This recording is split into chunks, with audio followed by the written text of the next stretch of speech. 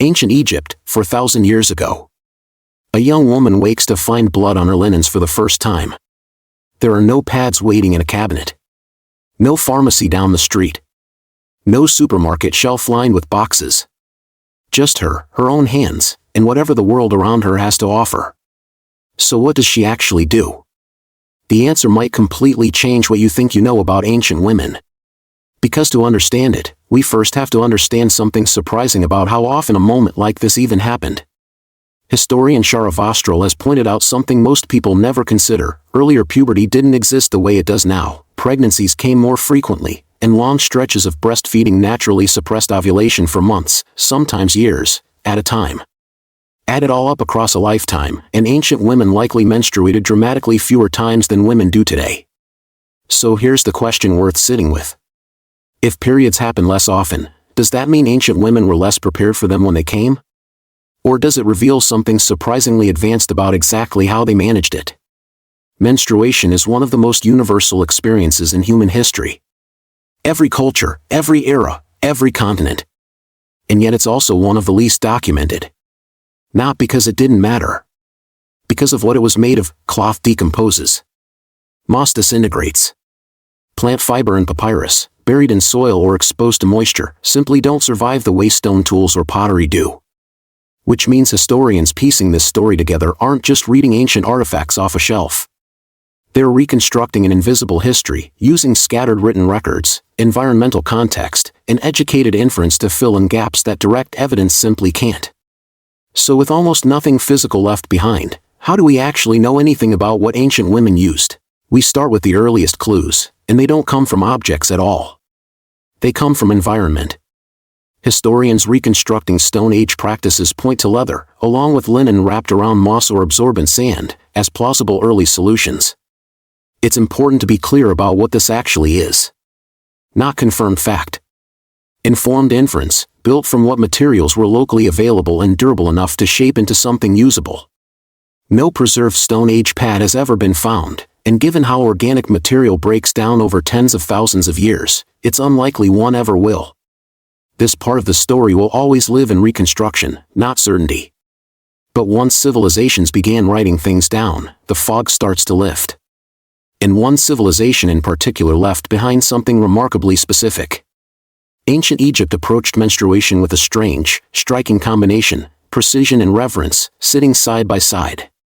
Picture papyrus, the same versatile plant material Egyptians used for paper, boats, and rope, being softened, rolled, and shaped into an absorbent tampon-like device. Alongside it, soft linen, folded and worn externally, offering a gentler, more comfortable option depending on need. This wasn't crude improvisation. It was, functionally, engineering. But Egypt didn't stop at the practical. Menstrual blood carried spiritual weight, tied directly to Hathor, the goddess associated with fertility, motherhood, and the feminine body itself. In a culture where nearly everything physical was mirrored by something sacred, a woman's period wasn't hidden away in shame. It sat inside a much larger story about the body, the divine, and creation, which raises an interesting contrast. If the Egyptians treated menstruation as something sacred, how did the next great civilization, one obsessed with anatomy, medicine, and the mechanics of the human body, choose to approach it instead? Around the 5th century BCE, the Greek physician Hippocrates, a name still attached to medical ethics today, recorded something that sounds almost identical to a product sitting in your bathroom cabinet right now. Lint, wrapped carefully around a small piece of wood. A tampon, in nearly every functional sense, documented in writing over 2,000 years ago. The Romans, building on ideas moving through the Mediterranean world, are believed to have used wool and reed-based plant fibers as absorbent material, softened and shaped for the same essential purpose. Which means the core idea behind the modern tampon isn't a 20th century invention at all. It's over 2,400 years old. So if the concept existed that early, fully documented, functionally sound, why did it take nearly 2,000 years for anything to meaningfully improve on it? While Greece and Rome were refining their approach, entirely separate cultures, with zero contact with each other or with the Mediterranean world, were solving the exact same problem in their own way, using whatever their environment provided. In Japan, women used paper, layered and shaped into something absorbent, echoing a paper-making tradition that ran deep through the culture. And despite being separated by entire oceans, with no trade routes, no shared language, and no possible way to compare notes, women on the other side of the world were arriving at strikingly similar answers. Across parts of Native American communities, moss and buffalo skin served the same essential purpose, materials chosen for softness and availability. In equatorial Africa, grass mats and rolled grass fibers were shaped into functional, reusable solutions. Different continents. Different materials. Completely independent innovation. And yet, at the core, the same basic engineering problem, solved again and again, by women who had never spoken to each other, using nothing but observation and necessity. These were resourceful, genuinely practical solutions. So why did the next chapter in this story make things dramatically worse instead of better? Something shifts in medieval Europe. Not the materials, at first. The attitude around them. Washable cloth rags remain the dominant method, sometimes supplemented with absorbent bog moss in wetter regions. Functionally, not far removed from what came before. But layered on top of the practical reality was something new and corrosive. Menstrual blood, once tied to fertility and the sacred in cultures like Egypt, was now increasingly framed through religious and superstitious belief as something impure. Something to be concealed. Something almost dangerous. Picture a woman in a cold stone home, quietly washing cloth rags by candlelight, not because the method had failed her, but because being seen doing it had suddenly become something to fear. With shame now wrapped tightly around something completely natural, how did women adapt? What did they build in secret, once the world stopped letting them manage this openly? As stigma deepened, so did the need for discretion. Between the 15th and 19th centuries, cotton and flannel became common, folded and tucked directly into undergarments, chosen specifically because they could be worn, hidden, and disposed of quietly, without ever needing to be discussed. Then came a small but telling innovation, the rubber apron, worn beneath clothing to prevent leaks from reaching outer garments in public. Crude by any modern standard. But revealing all the same. It wasn't designed for comfort. It was designed for concealment, engineering built specifically around the fear of being found out. These were still private, homemade fixes, whispered about, never sold, never spoken of openly. So what finally dragged period care out of the shadows and turned it into something manufactured, marketed, and sold? The answer starts somewhere completely unrelated to menstruation at all. In 1896, a product called Lister's towels hit the market, originally designed to manage postpartum bleeding after childbirth. But women quickly recognized its broader use, quietly adapting it for menstrual care. It became, in effect, the first commercially sold disposable pad, even though that was never its original intention. Then came the First World War, and with it, an accidental discovery that would reshape the entire industry. Picture a field hospital somewhere near the front lines.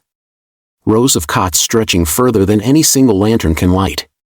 Nurses moving from bed to bed, hour after hour, changing bandages soaked through with blood, again and again, faster than clean linen can keep up. The wounded keep arriving. The bandages keep running out. And somewhere in that exhausting, relentless rhythm, someone notices something strange. The cellulose material packed into these surgical dressings is pulling in far more blood than ordinary cotton ever could, and holding it, without falling apart. Military nurses treating wounded soldiers noticed something unexpected about that cellulose material. It absorbed blood significantly better than cotton ever had. Nurses, already managing their own periods under brutal wartime conditions, began quietly repurposing leftover surgical bandaging for menstrual use, the same material saving soldiers' lives now folded discreetly into their own underclothes. That single wartime observation led directly to Kotex, one of the very first true mass-market disposable pads, born not from a boardroom, but from a battlefield hospital, in the middle of one of the deadliest wars in human history. A product built to save soldiers' lives accidentally solved a problem women had been managing quietly for thousands of years, and it would go on to change how women worked, traveled, and moved through public life in ways no one back in that field hospital could have predicted. Now step back and look at the entire shape of this story at once. Egyptian papyrus, folded with precision. Hippocrates lint, wrapped tightly around wood. Roman wool. Japanese paper. Moss and buffalo skin across Native American communities. Grass fiber in equatorial Africa. Medieval cloth, washed in secrecy. Cotton hidden beneath clothing. A rubber apron built purely to avoid detection. surgical bandaging, repurposed on a battlefield. None of this was random. Every single one of these solutions was engineering, built and refined by women, using precisely what their world made available, generation after generation, culture after culture, almost never with any credit attached. The truth is, nobody invented period care in the 20th century.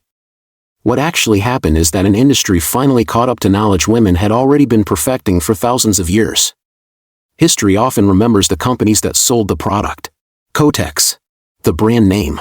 The box on the shelf. It rarely remembers the woman kneeling by a river 4,000 years ago, folding papyrus with her own hands, solving this exact problem long before any of those companies ever existed. For thousands of years, women weren't waiting for someone to invent a solution. They already had one, made from papyrus, wool, moss, and cloth, carried quietly from mother to daughter, era to era, without a single patent, without a single headline.